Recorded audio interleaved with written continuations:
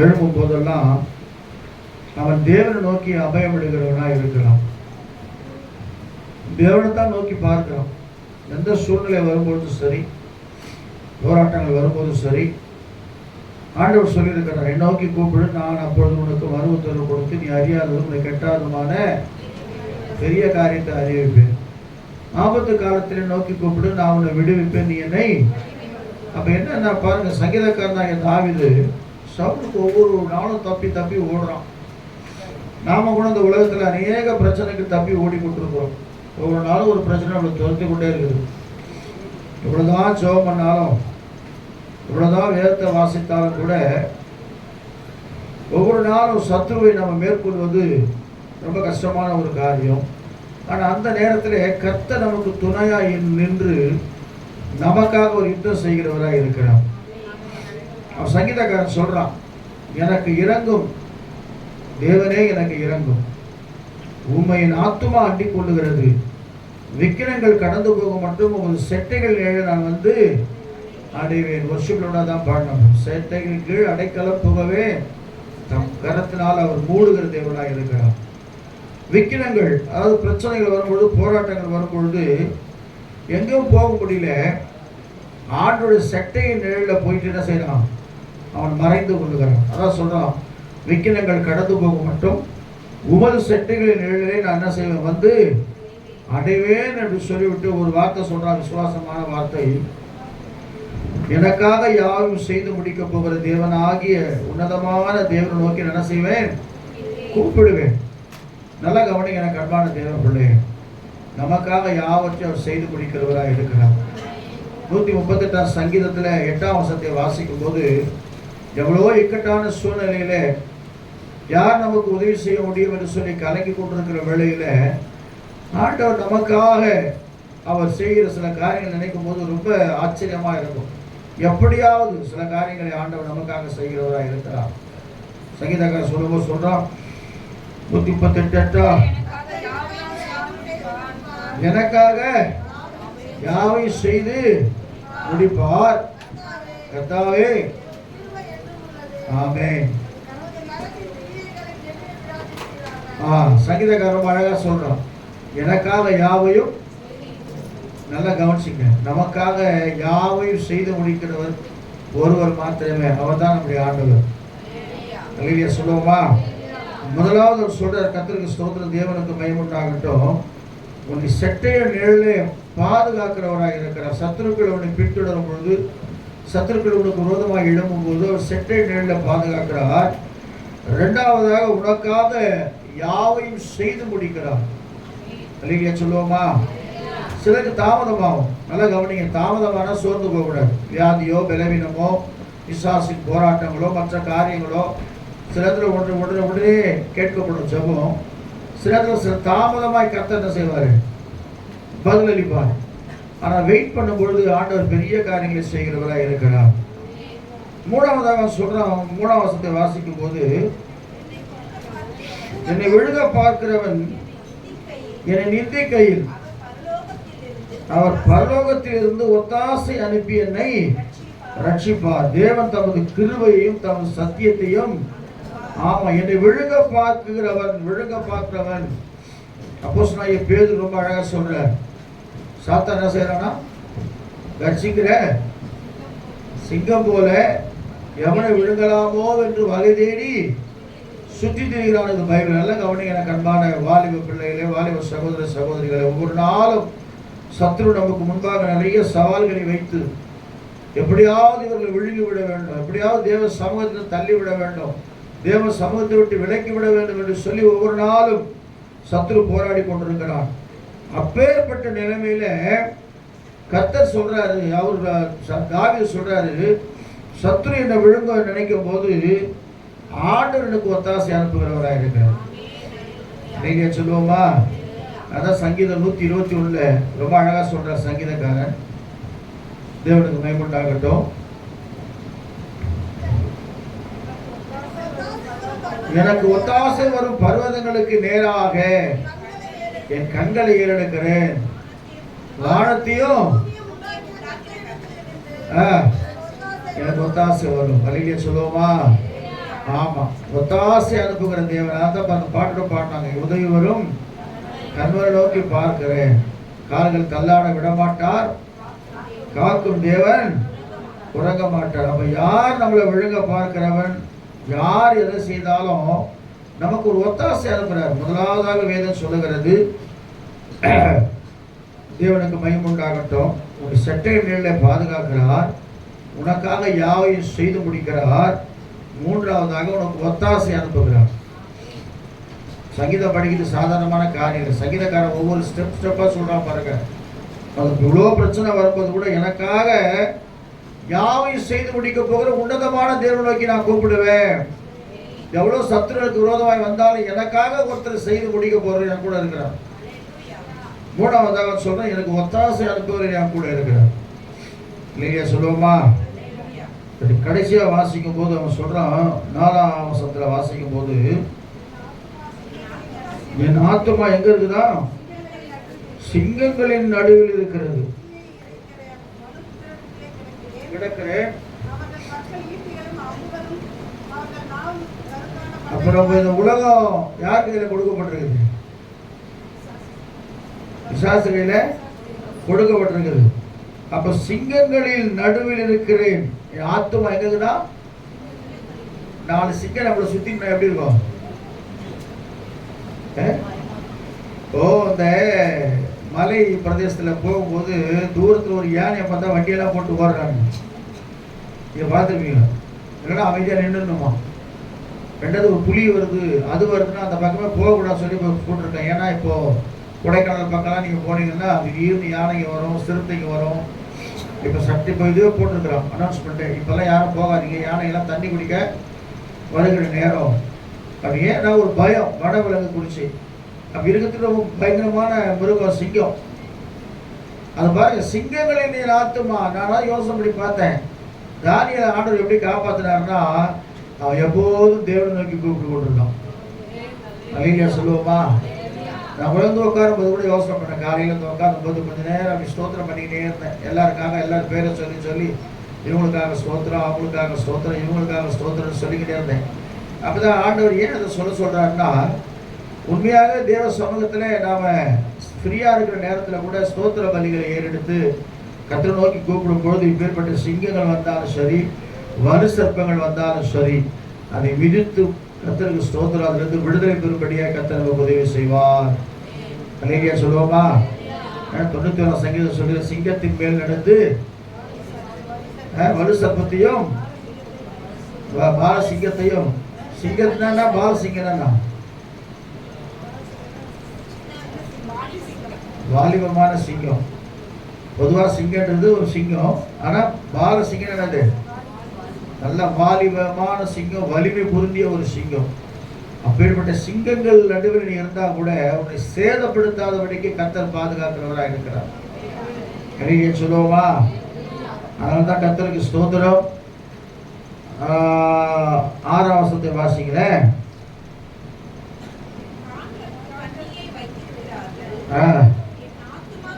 என் கால்களுக்கு கண்ணியை வைக்கிறார்கள், என் ஆத்துமா தொய்ந்து போகிறது, எனக்கு முன்பாக குழியை வெட்டி நடுவில் அவங்கள விழுந்துட்டாங்க. அழகிய சொல்லுவோமா? அதை சொல்லிட்டு அவன் சொல்றான், இது இருதயம் ஆயத்தமா இருக்கிறது, தேவனே இருதயம் ஆயத்தமா இருக்கிறது சொல்லிவிட்டு அப்புறம் 10ஆம் வசனத்தை வாசிங்களேன்.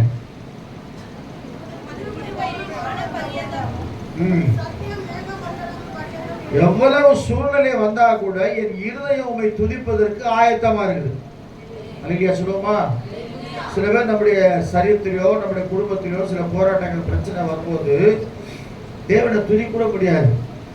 ஒரு சின்ன பிரச்சனை வரும்போது, சின்ன போராட்டம் வரும்போது என்ன செய்வோம்? ஆராதனை பண்றதுக்கு நம்மளால முடியாது. போடா, என்னடா ஆண்டவர் நம்ம இவ்வளோ நம்பி இருந்தோம் சொல்லி. ஆனா இவ்வளோ பிரச்சனை வந்தாலும் கூட அவன் சொல்றான், கர்த்தருக்கு ஸ்தோத்திரம், ஆண்டவரே ஜனங்களுக்குள்ளே உம்மை துதிப்பேன்,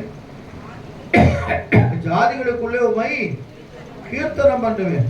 அப்படின்னா என்ன அர்த்தம் சொன்னா, என் இருதயம் ஆயத்தமா இருக்கிறது, என் மகிமையே விழி, வீணையே சுரமண்டலமே விழியுங்கள், அதிகாலையிலே நான் விழித்துக் கொள்ளுவேன். அழகியா சொல்லுவோமா?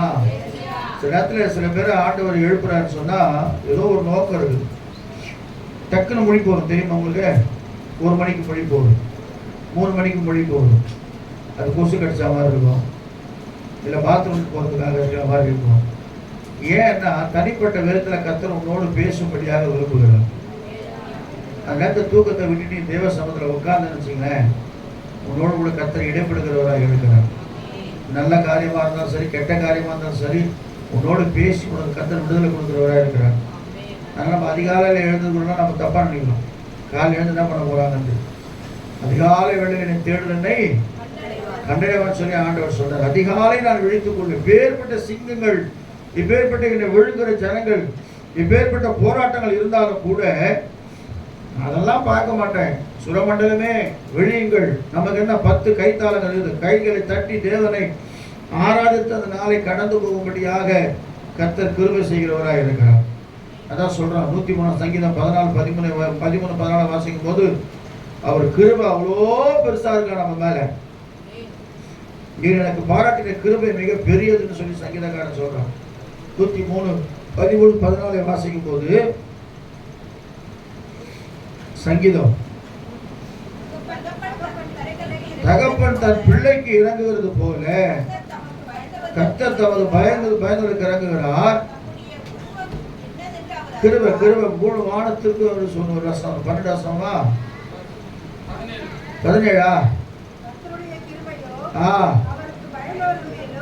இல்ல, பூமிக்கு வானம் எவ்வளவு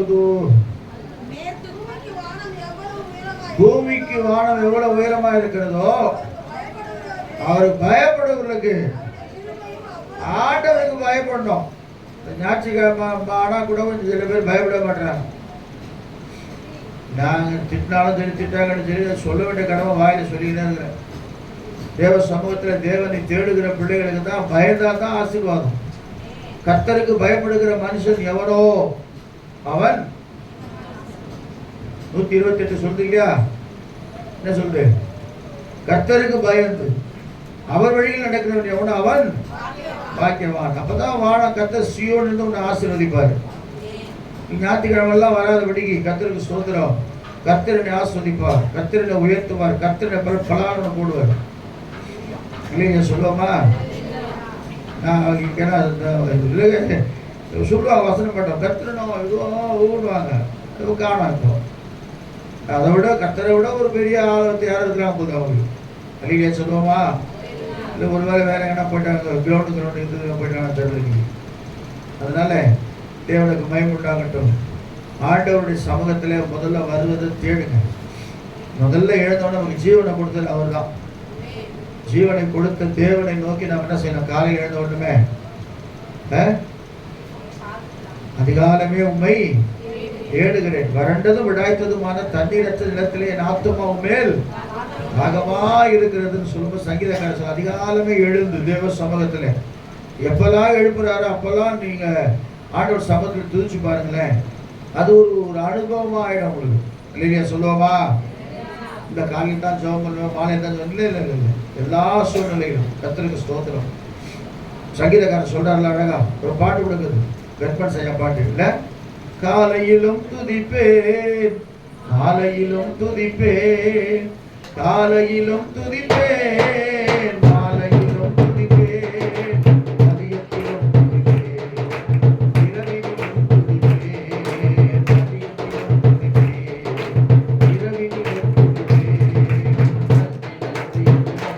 துதிப்பேன், நான் முழுவதும் துதிப்பேன், நானாலுமே துதிப்பேன்,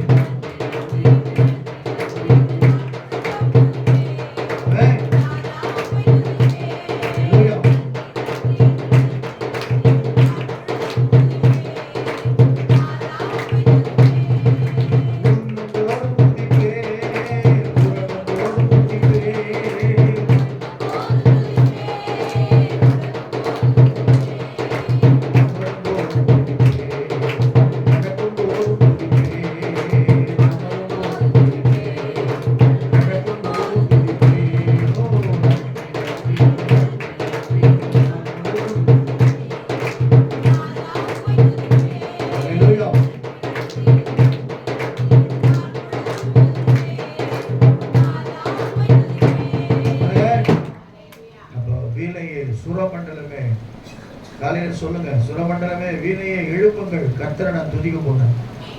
ஹல்லேலூயா சொல்லுவோமா? தூக்கத்தை விரும்புகிறவன் தரித்திரன் ஆவான். வசனம் இது. யாரெல்லாம் தூக்கத்தை அதிகமாக விரும்புறீங்களோ பிளஸிங் வராது. ஹல்லேலூயா சொல்லுவோமா? அதுக்காக நைட்டெல்லாம் மூச்சுட்டு நான் சொல்ல வரல. தூங்கும்போது தூங்குங்க, துதிக்கும் போது துதிங்க. கர்த்தர் ஆசீர்வதிக்கிறவரா இருக்கிறார். ஹல்லேலூயா. ரைட். ஸ்தோத்திரம்.